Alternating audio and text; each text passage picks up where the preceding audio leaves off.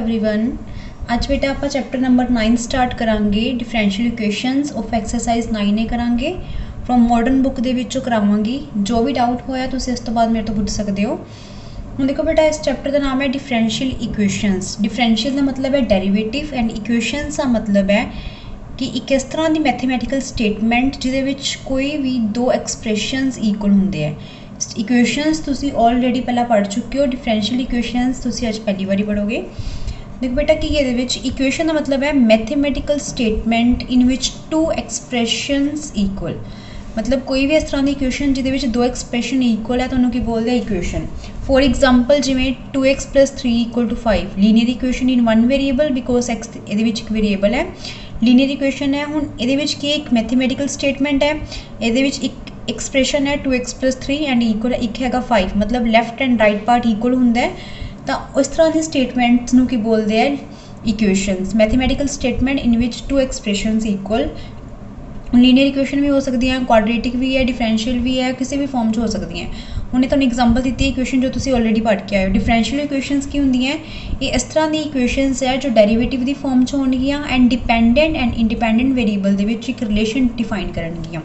Differential equation is that equation in which we express a relation between dependent and independent variables and their derivatives of any order। जिमें function of कोई x का y का और first derivative second derivative up to so on nth derivative is equal to 0 मतलब equal to 0 होगा equation दे विच। And जिहड़ा n होगा इस गल का ध्यान रखना है कि उसकी पावर इंटीजर हो पॉजिटिव मतलब 1 2 3 4 हो सकती है बट 1/2 1/3 अनरूट वाले वैल्यूज ये नहीं डिफाइन होणगियां।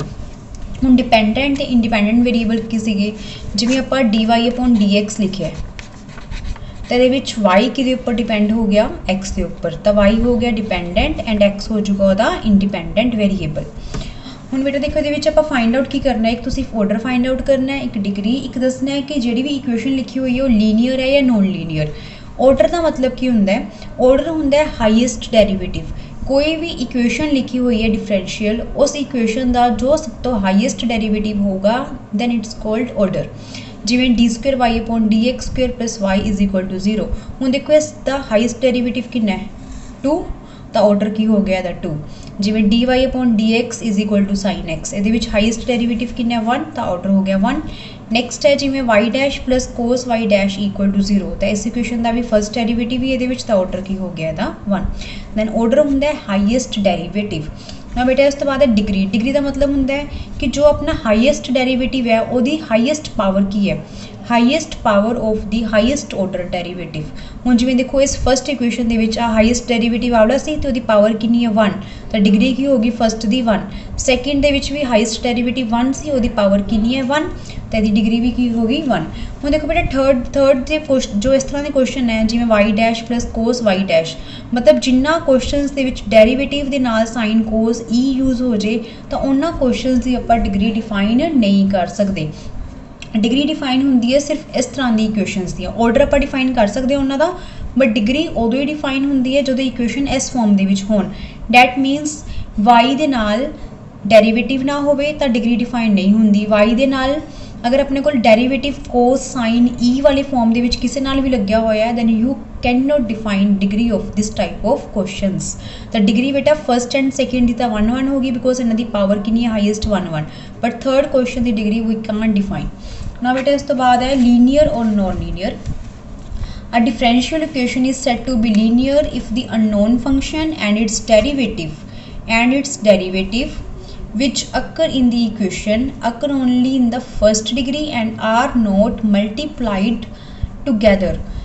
देखो कि यह लीनियर इक्वेशन की होंगी है, एक इस तरह की इक्वेशन लीनियर इक्वेशन होंगी है जिहदी डिग्री फर्स्टली वो देखनी होंगी है कि जो भी अपने को ऑर्डर है ऑर्डर दे हाईएस्ट ऑर्डर है वो डिग्री की होनी चाहिए 1 तो इलावा कोई होर डिग्री ना हो। अगर होर डिग्री होगी तो लीनियर नहीं नॉन लीनियर बन जाऊगा। एंड तो जेडे उन्होंने अननोन फंक्शन मतलब जेडे वाई वाले फंक्शंस है y dy/dx ये अननोन फंक्शंस होंगे अपने y dy/dx ये आपस दे विच मल्टीप्लाई ना हो मतलब y × dy/dx ना हो या dy/dx के सैकेंड डेरीवेटिव आपस दे विच मल्टीप्लाई ना हो अगर इस तरह की फॉर्म के होणगे तो बन जाता है नॉन लीनियर। तो समझ लगे बेटा फर्स्टली की है कि जी डिग्री है वो 1 होनी चाहिए है।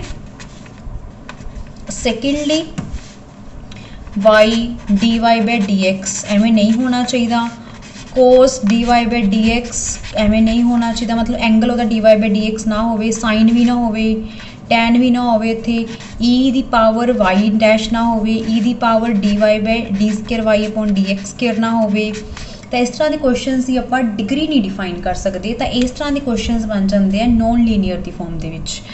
जिमें होर क्वेश्चन हो गया जिमें d Y by D x वो d square y upon d x square ना हो। अगर इस तरह की चीज़ा होनगियां तो वो टर्म नॉन लीनियर दे विच कन्वर्ट हो जाती है।